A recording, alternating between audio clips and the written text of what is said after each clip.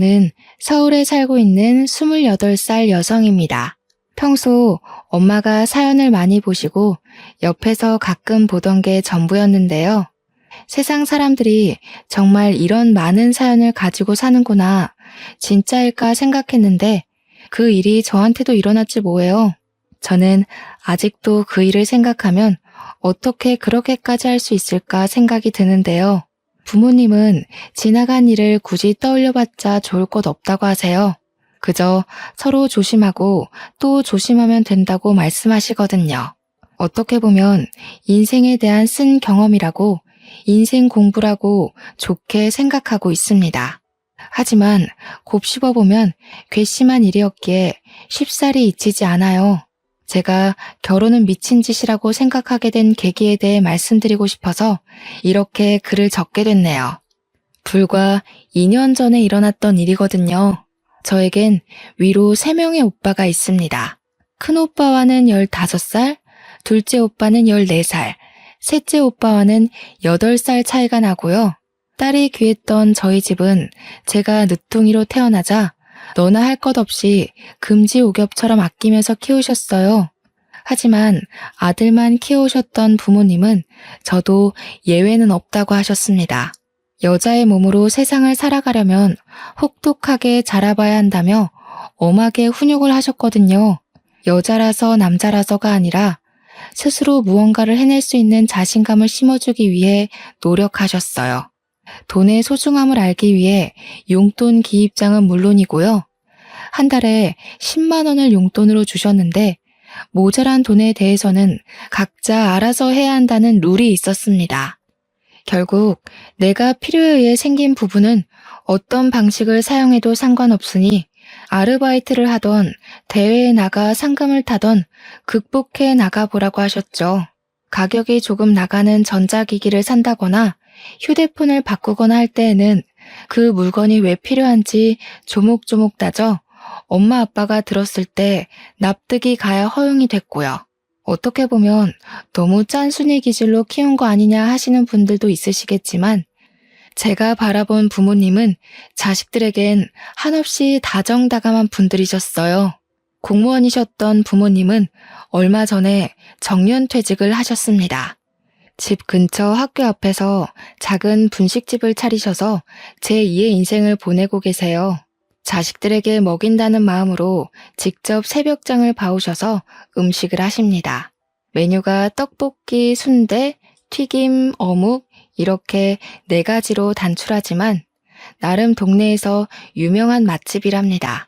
깔끔하고 똑부러지는 엄마의 성격에 결혼 초부터 알뜰살뜰 재테크 주식 투자를 많이 하셨대요. 운 좋게 수익률이 좋아져 여유 자금이 생기셨고 분식집을 차린 건물을 사들이기까지 했죠. 연금과 월세를 받으며 분식집을 운영하며 행복한 노후를 보내고 계십니다. 아무쪼록 전 유복한 가정환경에서 아낌없는 지원을 받으며 자랐습니다. 오빠들과 나이 차이가 많이 났는데 제가 중학생 시절 큰오빠와 작은오빠가 결혼을 했어요.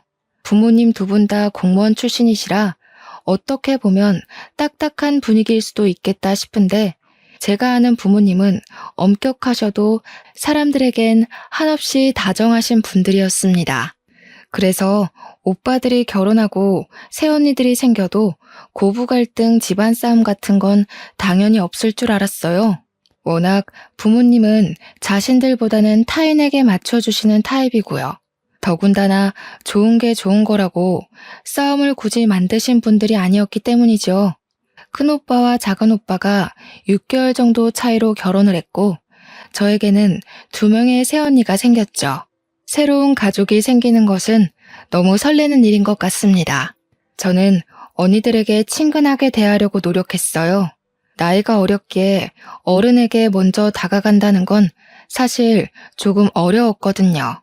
큰 새언니는 외동딸이었는데 질투가 심하고 본인의 주장이 강한 사람이었어요.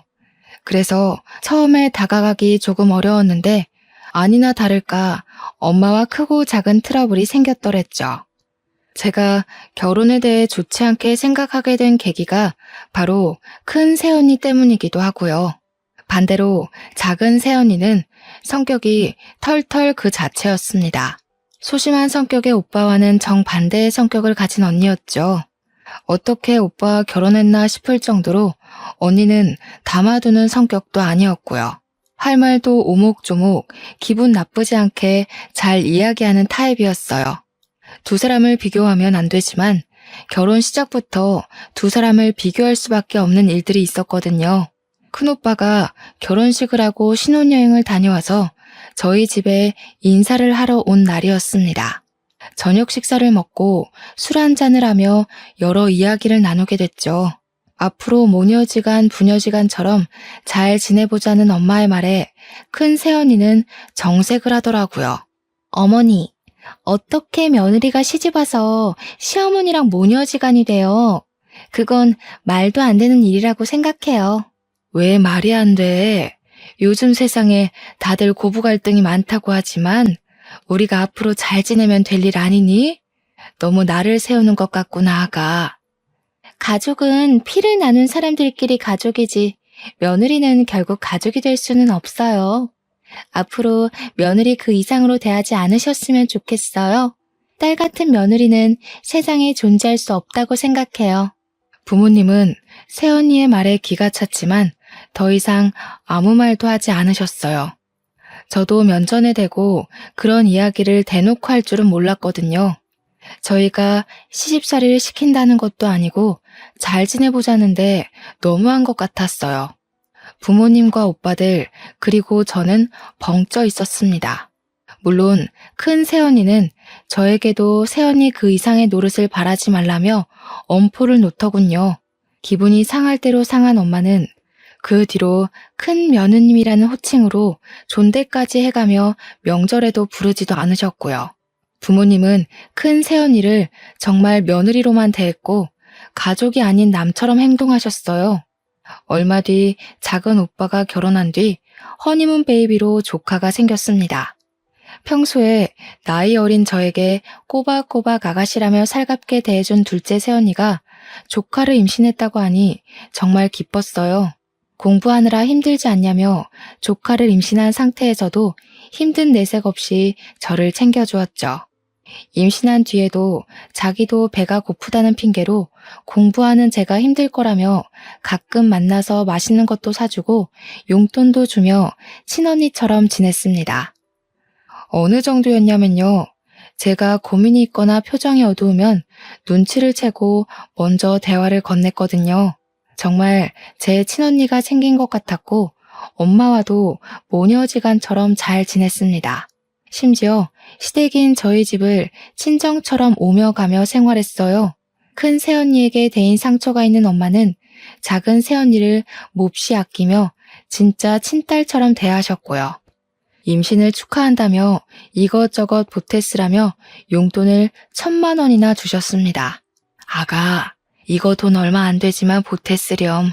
임신한 몸으로 나라까지 챙겨주느라 내가 다 미안하고 고맙구나. 이걸로 필요한 것도 사고 먹고 싶은 것도 사 먹어. 맨날 나라만 사주지 말고. 어머니, 뭐 이런 걸 다 주셔요. 저희도 돈 벌고 오히려 저희가 더 드려야 하는데요. 나라 아가씨도 아직 학생이고 대학교 들어가려면 돈도 많이 필요한데 그때 보태지 않으시고요. 요즘 조리원 비용이 만만치 않은데 아이 낳고 보약도 지어먹고 하려면 이 돈도 모자라. 엄마가 준다 생각하고 넣어도. 그렇게 시간이 흘러 어여쁜 조카가 태어났습니다.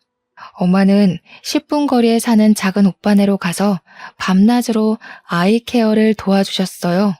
작은 새언니가 혼자만의 시간도 갖고 조금이라도 푹 쉬어야 한다며 저도 가끔은 언니와 조카가 보고 싶다는 핑계로 학교가 끝나면 언니가 좋아하는 달달한 커피와 간식거리를 사서 갔고요. 너무 자주 가서 나중에는 작은 오빠에게 싫은 소리도 듣긴 했지만 저는 정말 행복했거든요. 첫 조카가 태어난 지 100일쯤 됐을 때 큰오빠네도 임신 소식을 알려왔습니다. 엄마가 둘째 새언니에게 돈을 줬다는 소식을 들었는지 큰오빠를 통해서 노골적으로 돈을 보태달라는 티를 내더라고요. 그렇게 안 입고 왔으면 본인이 직접 와서 이야기를 해야지. 몸이 힘들다는 이유로 큰오빠만 보내서 대뜸 돈 달라고 하니 어린 저였어도 정말 당황스럽더라고요. 사실 큰오빠는 똑부러지는 성격이 아니었는데 약간 휘둘리기 좋은 성향이거든요.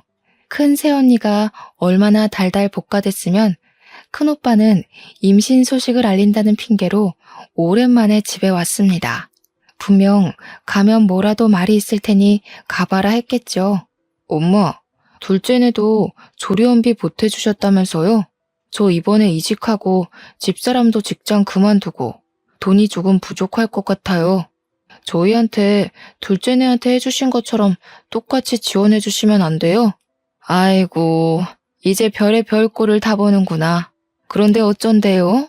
가족도 아닌 사람한테 그렇게 큰 돈을 어떻게 보태줄 수 있을까?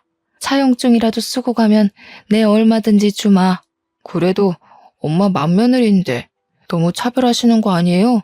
제가 집사람 보기가 민망해요. 아이고, 그렇게 민망해? 나는 온 가족들 앞에서 남처럼 대해달라는 큰 며느님 말씀대로 그렇게 해준 것뿐인데 차용증 쓰고 가져가라고 큰 며느님께 전해주시고 이제 그만 가봐. 빈정이 상했는지 큰 새언니는 몇 통 하지도 않던 연락을 거의 끊다시피 하더군요. 시간이 흘러 둘째 조카가 태어나 집안에는 아기 울음소리가 끊기질 않았어요. 하지만 둘째 조카가 태어났음에도 불구하고 엄마는 큰오빠 아기를 안부 정도로만 물을 뿐이었습니다. 가끔 메시지로 사진을 받아보는 정도였고요. 아이가 태어났는데도 자신에게 발걸음도 하지 않자 큰 새언니는 그게 기분이 상했나 봐요. 3, 7일이 지나고 나서야 아이를 데리고 집에 왔는데 저희 부모님 앞에서 엉엉 울더라고요. 어머니, 정말 너무하신 거 아니에요? 왜 저희만 가족으로서 인정을 안 해주세요? 그리고 왜 저희만 외톨이로 만드세요? 아기가 태어났는데 누구는 용돈도 주시고 애도 봐주시고 차별이 해도 해도 심하잖아요. 정말 너무하세요. 큰 며느님아, 당신이 며느리는 가족이 될 수 없다면서요? 저는 남처럼 대해달라길래 진짜 그렇게 대한 것뿐인데요. 어떤 게 서운한 건지 나는 이해를 못하겠습니다만. 그래도 이건 너무하시잖아요. 누구는 1,000만 원, 누구는 무일푼. 이 아이가 저만 낳은 자식인가요? 다은 씨 아이기도 하고 어머님 손주인데 어쩜 그러세요? 진짜 손주들인 것도 모르고 치매기 있으신 거 아니에요?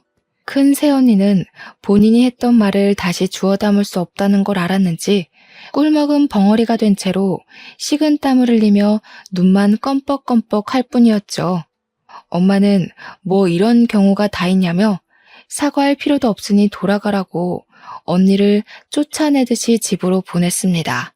그 뒤로 반성할 줄 알았지만 큰 새언니는 더 도끼를 품었는지 연락을 거의 끊다시피 하더군요. 가끔 큰오빠가 보내주는 아기 사진 몇 장이 소식의 전부였거든요.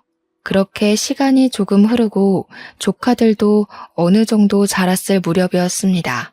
저는 고등학교를 졸업하고 대학에는 가지 않고 바로 반도체 공장에 취직을 하게 됐어요. 이름을 대면 알만한 회사였고 인생에 있어서 대학은 별 의미가 없는 것 같았거든요. 대학 공부를 하는 것도 좋지만 그동안 오빠들과 부모님의 그늘 안에서만 사는 것 같았어요. 그래서 혼자 스스로 독립도 하고 돈을 벌고 싶은 마음이 컸죠. 고등학교 졸업과 동시에 취직을 하며 6년 동안 돈을 알뜰살뜰 잘 저축했습니다. 공장 기숙사에서 생활하며 숙식 문제를 해결할 수 있어서 절약을 할 수 있는 환경이었거든요. 그 결과 결혼 자금 정도로는 손색이 없을 정도의 1억이라는 자금을 만들 수 있게 됐죠.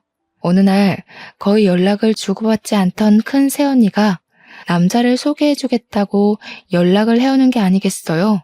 어른이 해주는 소개고 쉽사리 거절을 하지 못했던 저는 알겠다고 대답했어요. 며칠 뒤 소개팅 날 잔뜩 힘을 주고 약속 장소에 나갔어요. 아마 이때 소개팅을 한 것이 제 인생의 가장 큰 실수가 아닐까 생각되네요. 아무튼 소개팅에서 만난 남자는 생각보다 준수하고 젠틀하게 생긴 외모였어요. 키도 크고 누가 봐도 좋아할 만한 훈남 스타일이었거든요.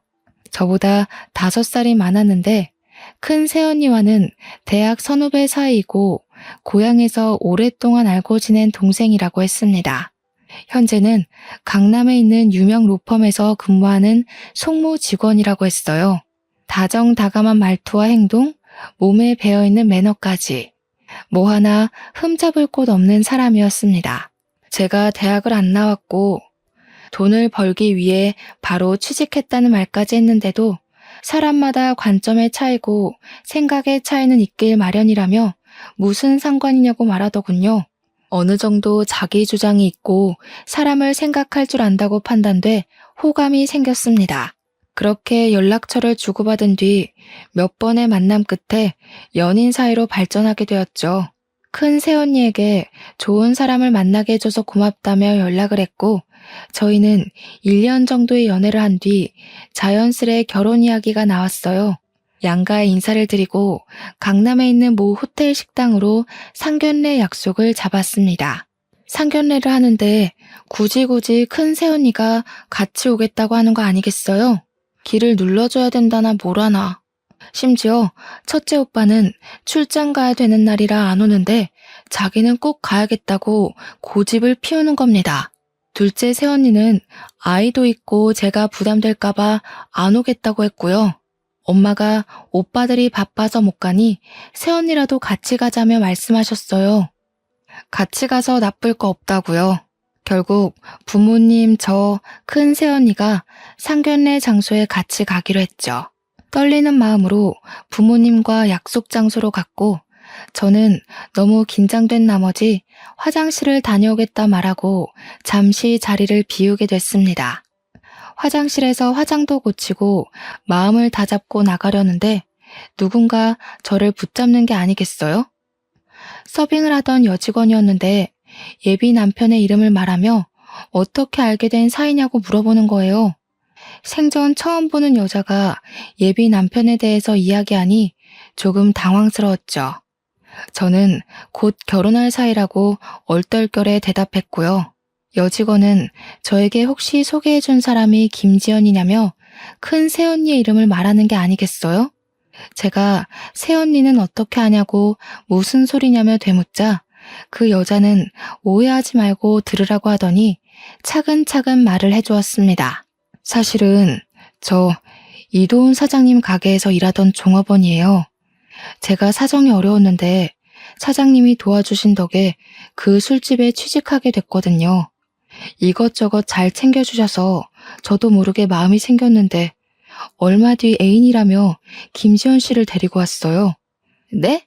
도훈 씨는 로펌 송무 직원인데요. 다른 사람이랑 착각한 거 아니에요? 그쪽이 잘못 알고 있어요. 그 사람 5년 전부터 대학가 근처의 술집 사장이에요. 그쪽 새언니랑 연인 관계였고 제가 직접 둘이 모텔을 들어가는 것도 봤다고요. 제가 알고 있다는 걸 눈치챈 그 이후로 저를 단칼에 자르더라고요. 이후에 일하게 된 곳이 여기 호텔 식당이고요. 증거 있어요? 거짓말 마세요. 사람 잘못 보셨겠죠. 도훈 씨가 그럴 리가 없어요. 무슨 근거로 이런 말씀을 하시는 거죠? 제 말을 믿는 게 좋을 거예요. 제가 그쪽 인생 구해주는 거라고요. 방금 5분 전에도 그 남자가 저한테 뭐라고 그랬는지 아세요? 옛날 기억은 다 잊으라고. 지금 중요한 자리니까 입 함부로 놀렸다가 너 죽고 나 죽는다며 입 닫으라고 협박했어요. 제 말이 안 믿기시면 방금 녹음한 것도 있는데 한번 들어보시던가요. 종업원은 저에게 사진과 동영상 그리고 녹음 파일을 들려주었어요. 저희 방에 음식을 가져다 줄 때 예비 남편은 종업원 얼굴을 확인하고 서둘러 화장실에 가서 아는 체 하면 가만 안 둔다고 협박까지 했다더라고요. 혹시 몰라서 휴대폰 녹음 앱을 켜두고 있었고요. 녹음 파일 들어봤는데 진짜 제 예비 남편 목소리가 들리는 게 아니겠어요? 모든 사실이 진짜라는 것을 알게 되고 전 다시 상견례하는 자리에 착석했죠. 신경을 곤두세우고 있던 탓일까 마음을 조금은 가라앉힐 틈도 없이 둘의 미묘한 눈빛을 읽게 됐고요. 왜 큰 새언니가 굳이 제 상견례 자리에 따라오겠다고 고집을 피웠는지 이해됐죠.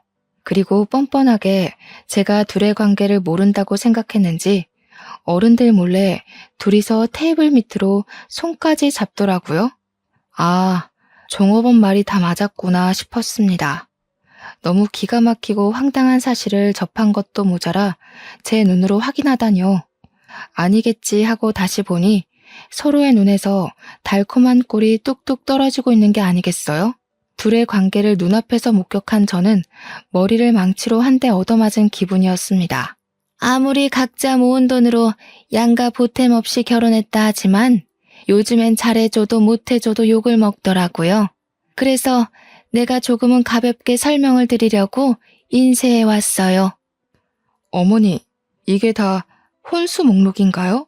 혼수도 저희가 알아서 드린다고 했는데 다른 크게 필요한 알이 생기면 그때 도움을 받아도 될 것 같거든요. 말씀은 과하지만 혼수 비용이 3천만 원이나 드는 건 너무 과하다고 생각해요.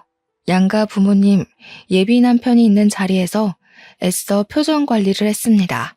주먹을 꽉 쥔 채 최대한 말을 아끼며 꿀먹은 벙어리처럼 앉아있을 뿐이었죠. 그저 물만 마실 뿐이었죠. 식사가 어느 정도 마무리되고 신혼집과 혼수에 대해 이야기를 할 때 저는 도저히 참을 수 없더군요. 애초에 서로 욕심을 내자는 취지였는데 혼수로 3천만 원이라뇨. 더군다나 조금 전 저에게 닥친 일까지 모두 생각이 났고 화가 나 테이블을 콱 내리치며 이 결혼은 없던 걸로 하겠다고 이야기했습니다. 제가 갑자기 결혼을 하지 않겠다고 말씀드린 점 대단히 죄송하게 생각합니다. 하지만 양가 부모님들께서도 알지 못하셨나 봅니다. 제가 하는 말로는 부족할 것 같아 보여드리려고요. 지금 휴대폰으로 보내드렸으니 확인해 보시겠어요? 납득이 가실 거예요. 어른들 앞에서 이게 버릇이냐며 따져묻는 부모님과 예비 시부모님에게 휴대폰으로 사진과 동영상을 모두 보내드렸어요. 그리고 그 여자가 들려준 녹음 파일을 켰죠. 그것들을 듣고 보는 어른들의 표정이 점점 어두워지기 시작했습니다. 그리고 어떻게든 빠져나가려 땀을 삐질삐질 흘리는 예비 신랑과 큰 새언니의 표정이 가관이더군요. 큰아가 아니냐며 헛웃음을 치는 아빠와 그리고 무언가 잘못되었다는 듯한 표정으로 예비 남편을 바라보는 예비 시부모님들까지. 이게 다 사실이니? 누가 누구를 만나고 뭘 어찌해? 여기에 나오는 사람 이 여자 아가 아니 큰 며느님 맞아? 이게 다 뭐니? 자네 이게 다 뭔가? 설명을 좀 해주게. 입이 있으면 설명을 해보란 말이야. 엄마가 보고 계신 그 사진, 동영상 속 주인공들이 다 여기 앉아있네? 말 안 해도 설명되시죠 어머님 아버님? 전 이 결혼 못합니다. 아니 안 합니다. 결혼은 없던 걸로 하고 저 먼저 일어날게요. 아니 사돈어른 이건 무슨 오해가 있는 게 분명합니다. 일단 진정하시고 자리에 앉으시죠. 중요한 날인지라. 오해요? 이렇게 사진에 떡하니 두 사람이 있는데 오해요? 이걸 보고도 그런 말이 나옵니까? 이런 경우 없는 얘 나라야. 일단 집에 가서 이야기하자. 큰 며느님, 내일 아름이 출장해서 들어오거든 당장 집으로 오세요. 그렇게 상견례 자리는 파투가 나고 다음날 부모님은 큰오빠네 부부를 호출하셨습니다. 부모님은 어떻게 된 일인지 들을 이유도 없다고 하셨어요. 당장 둘이 이혼하던지 시댁과 연을 끊든지 하라고 말씀하셨죠. 도대체 어떻게 살아왔길래 다른 날도 아니고 상견례 자리에서 그딴 일이 생기냐며 엄마는 노발대발하셨고 서방님 될 사람이랑 불륜이 가당키나 하냐며 난리치셨어요. 영문을 모르던 큰오빠는 큰 새언니에게 무슨 일이 있었냐며 상황 설명을 해달라고 되묻기 바빴어요. 큰 새언니는 오히려 악다구니를 쓰며 부모님에게 대들더라고요. 어머니, 말이 나와서 그런데 제가 뭘 그렇게 잘못했어요? 저 가족으로 받아들이지도 않고 남처럼 대할 때는 언제시고 제가 부모가 없어서 무시하는 거 아니세요? 왜 사랑은 아가씨가 다 받아야 되는 건데요? 큰며느님, 뭔가 단단히 착각하고 있나 본데 들어봐요. 결혼할 때부터 남처럼 대하라고 했던 게 누구죠? 남편이랑 자식 두고 시누이 남편 될 사람이랑 불륜이나 저지르는 게 자랑인가요? 네가 감히 내 아들이랑 딸한테 이런 짓을 하고도 사람 취급을 받길 바라니? 결혼했어도 이 사람 회사 때문에 집에 잘 들어오지도 않고 가면 출장에 회사 야근해. 그리고 저한테 사랑을 줘야지. 뭐만 하면 우리나라 우리 막내. 왜 제가 받아야 할 사랑을 다 아가씨가 독차지하는 건데요, 왜? 언니, 양심이 있으면 말을 그렇게 하시면 안 되죠. 그거 언니의 자격지심 아닌가요? 제가 어려서는 잘 몰랐지만 지금은 너무 기가 막힐 따름이네요. 이제껏 언니를 조금이라도 좋은 사람이라고 생각했던 제가 제일 잘못인 것 같네요. 뭐라고요? 그래요. 질투나서 그랬어요. 내가 받을 사랑 다시 가져오고 싶어서 복수하려 했다고요. 아름씨마저 그놈의 나라. 이 집에서 난 아무것도 아닌 게 너무 싫었어요. 알고 보니 이 사단이 난 건 큰 새언니가 가족들의 사랑을 독차지하고 싶어서 저에게 본인의 불륜 상대였던 고향 후배인 예비 남편을 소개해 준 거였어요. 결혼을 해서 출가 외인이 되면 저에게만 쏠리던 관심이 자기에게도 오지 않을까 하는 생각을 했었다는 겁니다. 말도 안 되는 이야기를 들으신 부모님은 충격을 받으셨죠.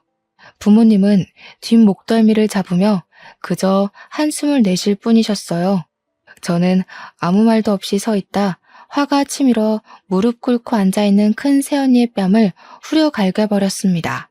말릴 틈도 없이 이루어진 저의 돌발 행동에 순식간에 집안은 살얼음판이 돼버렸죠. 저는 그 자리에서 분노에 차 소리를 쳤습니다. 아까도 말했지만 일말의 양심이라도 남아있다면 오빠랑 이혼하세요. 그리고 지금 나한테 저지른 죄값, 감옥에 가던 무릎을 꿇고 빌던 죄값 달게 받아요. 아니면 새언니랑 큰오빠가 우리랑 인연을 끊던지 새언니가 알아서 기어나가던지 뭐라도 하지 않으면 내가 새언니 무너뜨릴지도 몰라. 알겠어? 큰오빠는 표정이 굳은 채로 언니와 이혼하겠다며 말하고 자신이 알아서 해결할 테니 걱정 말라며 큰 새언니를 끌고 밖으로 나갔습니다. 너무 화가 나 주체가 되지 않는 감정에 어찌할 수가 없던 저는 방에 틀어박혀 분노가 섞인 눈물을 흘릴 뿐이었어요. 휴대폰을 꺼두고 모든 연락을 차단하자 그날 저녁 예비 남편이 집으로 찾아오더군요. 무릎을 꿇으며 빌며 미안하다고 사과를 하더라고요. 도훈 씨가 무슨 염치가 있어서 여기로 와? 인간도 아닌 저급한 새끼. 어떻게 사람의 탈을 쓰고 이 엄청난 일을 아무렇지 않게 할 수가 있는 거지? 도대체 어디서부터가 진실이고 거짓이야? 입이 있으면 말을 해보란 말이야. 무조건 미안하다. 나도 처음부터 그럴 생각은 없었어. 내가 순간 어떻게 됐었나 봐. 나라야, 한 번만 봐줄 수 없을까? 내가 다 설명할게. 나도 그 여자한테 노란한 거라고. 내 말 좀 믿어줘. 미친 거 아니야? 처음부터 작정하고 접근한 거였으면서 지금 이 순간에도 거짓말이 나오니? 너 로펌 송무직원 아니라며. 대학가에 있는 부어비어라는 술집, 그거 네 거라며. 속일 게 없어서 그런 걸로 날 속여? 나라야, 내가 다 설명할게. 정말 나 한 번만 믿어줄 수 없겠어? 나도 그 여자가 시키는 대로 한 거야. 정말 내가 후회할 짓을 했어. 우리 결혼 다시 생각해 줄 수 없을까? 내가 이렇게 무릎 꿇고 빌게. 그만하고 가. 한마디만 더 하면 경찰에 신고해버릴 테니까. 큰 소리 낼 기운도 없으니까 그만 가라. 이제 도훈 씨랑 나 아무 사이도 아니야. 꺼져. 너 정말 이럴 거야? 내가 전부 다 설명한다잖아. 우리 사랑했잖아. 미안하다고 계속 사과하잖아. 내 말 안 들어줄 거니? 그 시간들이 너무 아깝지 않아? 그만 가라고 했어. 나도 더 이상은 참지 않아. 그리고 아깝지 않냐고? 당신 같은 사람을 믿고 사랑을 한 내가 바보 천치다. 당장 내 눈앞에서 꺼져버리라고. 한바탕 소란이 일고 며칠의 시간이 흐른 뒤 저에게 등기우편 하나가 오더군요. 무엇인가 하고 보니 제 앞으로 고소장이 날라온 게 아니겠어요? 알고 보니 욕설로 모욕을 주며 폭행을 했다는 이유로 5천만 원의 정신적 피해 보상을 요구한다며 큰 새언니와 예비 남편이 절 고소한 거였어요. 저는 그 길로 새언니를 찾아갔죠.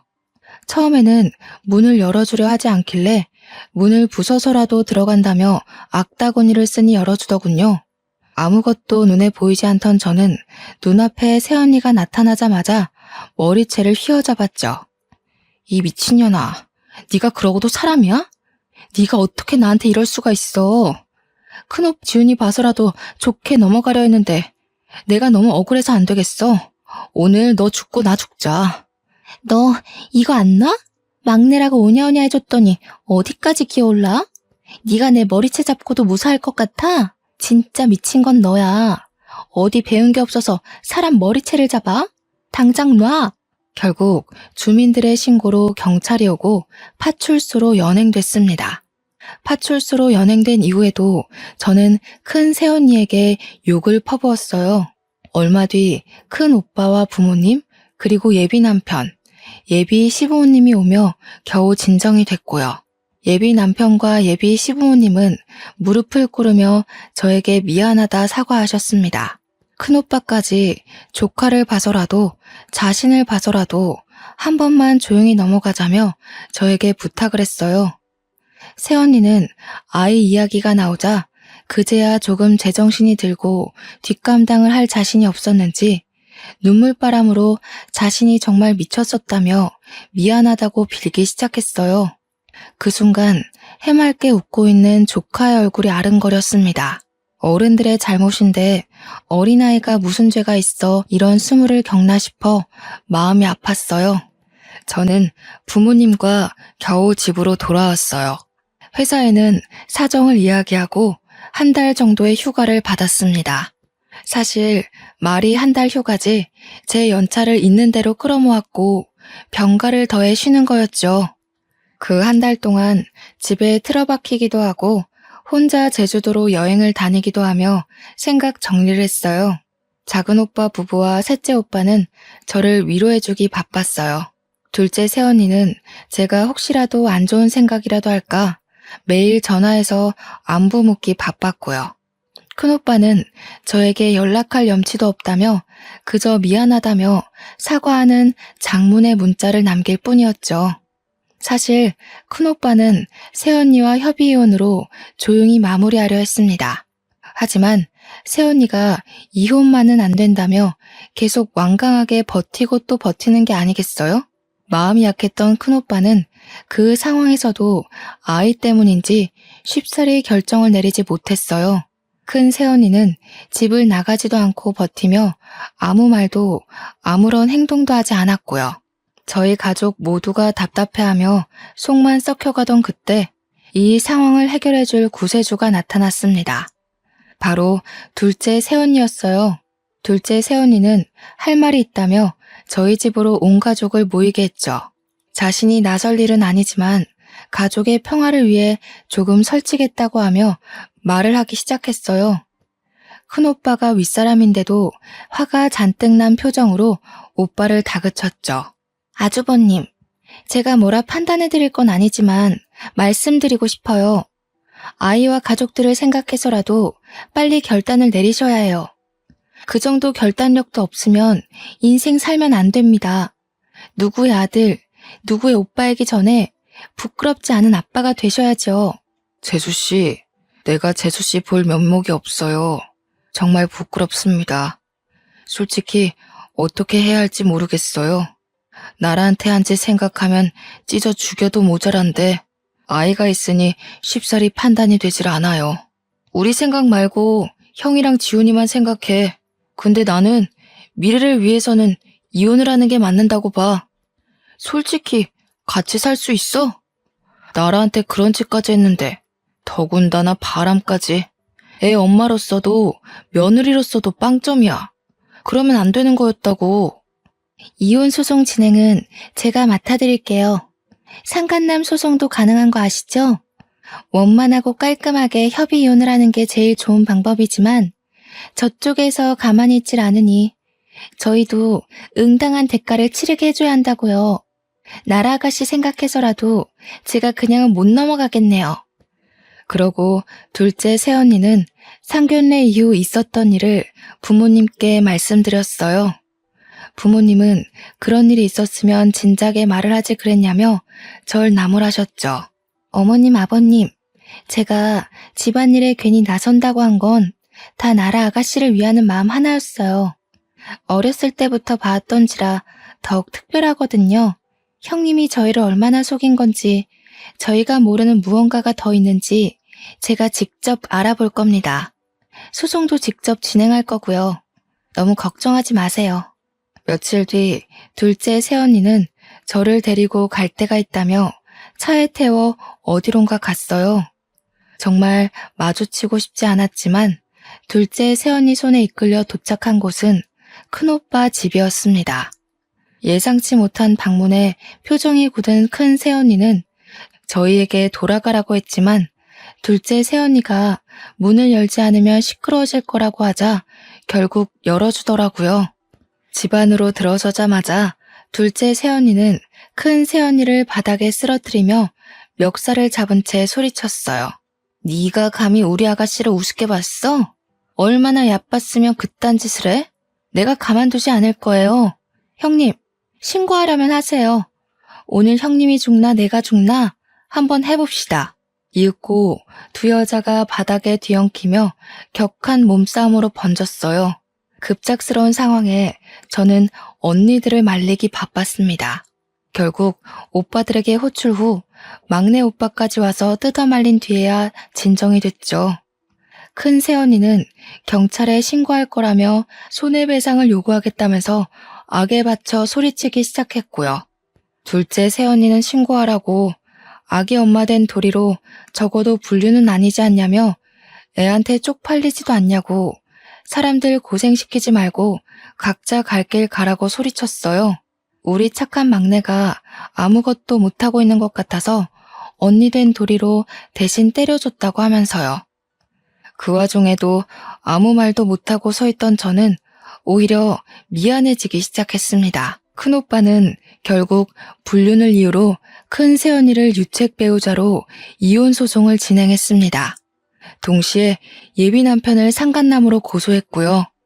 변호사였던 둘째 언니가 직접 소송을 맡았고 제가 갖고 있던 사진, 동영상들이 결정적인 증거가 되어 양육권과 친권은 모두 큰오빠가 가져올 수 있었습니다. 큰 새언니에게 양육할 의지가 보이지 않으며 그럴 환경이 아니라는 결과가 나왔거든요. 동시에 큰 새언니는 큰오빠에게 3천만 원의 위자료를 주게 되었고요. 조카에게는 큰 상처를 주게 된 것 같아 마음이 쓰이더라고요. 너무 미안해하지 마. 우리는 응당한 대가를 치른 거야. 네가 죄책감 가질 필요 없어. 상황이 이렇게 돼서 내가 오히려 미안해야 할 부분이지. 결과가 어찌되었든 그 상황이 길어져봤자 서로 좋을 건 없어요. 결론을 하루라도 빨리 봐야지. 안 그럼 우리 나라 아가씨 마음 고생하다 죽을 것 같아서 제가 무례를 범했네요. 사과드려요, 아주버님. 큰오빠가 이혼을 하며 부모님은 한숨을 쉬며 어렵사리 말을 꺼내셨습니다. 아름아, 내 이렇게까지 하기는 싫었다만 이혼을 하는 마당에 뭐 하나라도 확실하게 해두는 게 좋을 것 같아서 말이다. 혹시 모르니 친자 검사를 해보지 않으련? 미안하구나. 미안하실 것 없어요. 저도 친자 검사 생각하고 있었습니다. 서로 불신만 쌓일 바에는 확실하게 해두는 게 저도 좋아요. 며칠 뒤 유전자 검사 결과가 나왔고 다행히 큰오빠와 조카는 친자 관계가 성립했어요. 지금 보니 새언니가 했던 말 중 거짓말이 아닌 유일하게 진실한 부분이었네요. 이혼 후 큰오빠는 조카를 부모님께 잠시 맡기고 일부러 해외 지사에 근무 신청을 해서 싱가포르로 떠났습니다. 둘째 새언니는 조카가 외로움을 느끼지 않게 살뜰히 챙겨주었어요. 나라 아가씨, 나예요. 아직도 내가 많이 밉죠? 아마 그 감정 오래 갈 거예요. 아가씨를 처음 봤던 그날부터 지금까지 나는 아가씨를 그저 부러워만 했던 것 같네요. 식구들의 사랑을 독차지하는 아가씨를 보면서 나도 저렇게 사랑받고 싶다는 생각이 간절했었어요. 나도 어릴 때 부모님이 일찍 돌아가셔서 그런가 사랑이 많이 고팠나 봐요. 그러면 안 되지만 나한테는 아가씨가 방해만 되는 것 같아 솔직히 아가씨가 많이 미웠어요. 지금은 내가 잘못했다는 걸 깨닫고 물러나지만 굳이 아가씨에게 미안하다는 말은 하지 않을게요. 그동안 고마웠고 앞으로 좋은 사람 만나 잘 살길 바래요. 이 못난 큰 새언니, 아니 저를 훗날에 다시 만난다면 스쳐 지나가도 모른 척 해주세요. 잘 지내요. 큰 새언니는 이혼 후 저에게 처음이자 마지막으로 장문의 문자를 남기고는 그 뒤로 연락이 두절되었어요. 어디서 사는지 무얼 하며 사는지 알 수가 없더라고요. 큰오빠의 말로는 프랑스로 건너가 새로운 일을 시작할 것 같다고 하더라고요. 그렇게 사건은 마무리가 되었습니다. 저는 충격의 여파로 인해 잠시 방황을 했는데요. 휴가 기간 동안 결국 공장을 그만두고 1년 동안 백수로 살았어요. 아무것도 하지 않고 책과 텔레비전을 보며 집에 처박혀 있어 보기도 하고 제주도에서 한 달 정도 살아보며 생각 정리도 하고 어느 날은 하루 종일 미친 듯이 운동을 하기도 하며 지친 심신을 달래기 바빴죠. 더 이상 이렇게 살면 안 될 것 같고 내 인생이 너무 낭비되고 있다는 생각이 번쩍 들었어요. 부모님과 다른 가족들을 생각해서라도 이러면 안 되겠다 생각했죠. 어느 정도 마음 정리를 끝내고 국내에서 알아주는 반도체 회사에 하청업체에 원서를 넣어서 한 번에 합격했습니다. 똑같은 공장 생산 라인 업무였지만 이전에서 근무했던 경력을 인정받았어요. 전 그동안의 상처를 잊기 위해 누구보다 열심히 일에만 몰두하게 되었고 2년 동안 근무 평점을 좋게 받아 본사 사무직으로 전환될 기회도 얻을 수 있었습니다. 그러다가 운이 좋게 반도체 회사에서 우리 업체의 직원을 추천해달라는 협력 공문이 들어왔는데요. 부서 팀장님의 추천을 받아서 서울에 있는 대기업에 입사할 수 있었습니다. 입사한 뒤에도 저는 맡은 프로젝트를 성공리에 마무리하여 진급도 빨랐어요. 상여금도 두둑이 받고 온전히 저로서 인정을 받아 가기 시작했죠. 입사한 지 2달 정도 되었을 무렵에는 이번 달 우리 회사 우수사원으로 선정되어 표창장까지 받았고요. 수수한 외모 덕에 회사 홍보 모델도 해보고 재미있게 생활하고 있어요. 비 온 뒤에 해 뜰 날이 온다고 하더니 파혼으로 힘든 시기를 다 지나고 그걸 잊기 위해 열심히 일만 했더니 최근 3년 동안 저한테 좋은 기회들만 찾아오는 것 같아 기분이 좋았어요. 마치 고생했으니 앞으로 꽃길만 걸어라 하는 보답의 느낌이랄까요? 시간이 지난 지금 결혼은 저에게 사치라는 결론을 내렸습니다. 마음이 맞는 좋은 사람이 나타나면 결혼을 얼마든지 생각해 볼 수 있겠지만요. 굳이 결혼을 해야 할까? 하는 생각이 들곤 해요. 가끔 부모님은 사람은 사람으로 잊어야 한다며 좋은 사람을 자꾸 소개해 주겠다 하세요. 저는 매번 거절 중이고요. 부모님의 속은 약간 타들어 가시겠지만 저를 이해해 주시지 않으실까요? 당분간은 제가 원하는 대로 즐기는 인생을 살아보려고 합니다. 막내 오빠도 이번 사태를 보며 자신도 결혼에 대한 생각이 사라졌다며 공감한다더라고요. 원하는 일이 있거나 평소 해보지 못했던 일을 하며 살라고 조언도 해주었고요. 저 혼자 벌어서 저 혼자 잘 먹고 잘 사는 것도 나쁘지 않다고 생각합니다. 사람은 사람으로 잊어야 한다는 말이 있죠. 저희 부모님도 요즘 들어 자주 하시는 말이지만 어느 정도 일리는 있는 것 같아요.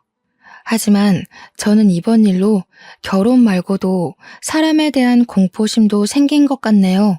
열심히 극복하며 현재 회사는 안정적으로 잘 다니고 있고요. 그림과 책에 관심이 생겨 동호회에도 가입하며 꾸준히 활동하고 있습니다. 저의 지친 마음을 안정과 여유를 찾아주는 좋은 취미라 생각해요.